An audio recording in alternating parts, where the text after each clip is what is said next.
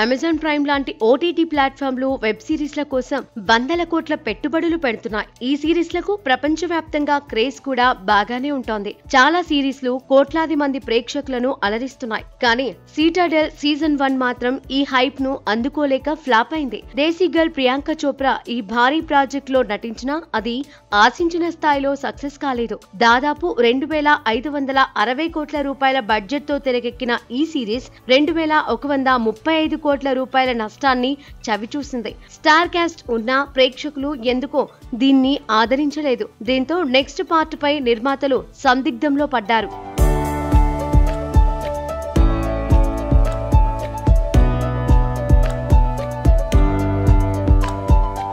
Citadel season 1 fail అవ్వడంతో season 2 గురించే సందేహాలు మొదలయ్యాయి. సెట్స్ మీదకు వెళ్తుందా లేదా అని అంతా ఆలోచనలో పడ్డారు. అయితే సెకండ్ సీజన్ అప్పటికే మొదలు పెట్టడంతో ప్రైమ్ వీడియో టీం బడ్జెట్ ను భారీగా కుదించిందని అంటున్నారు. పరిమిత ఖర్చుతోనే రెండో సీజన్ ను తీసుకురావాల్సి వచ్చిందట. నిజానికి ఈ సీజన్ షూటింగ్ 2024 నవంబర్ చివరికి పూర్తయినా పోస్ట్ ప్రొడక్షన్ సహా అన్ని పనులు ముగిసినా ఆర్థిక సమస్యల కారణంగా ఓటీటీ స్ట్రీమింగ్ 2026కి వాయిదా పడిందని అంటున్నారు.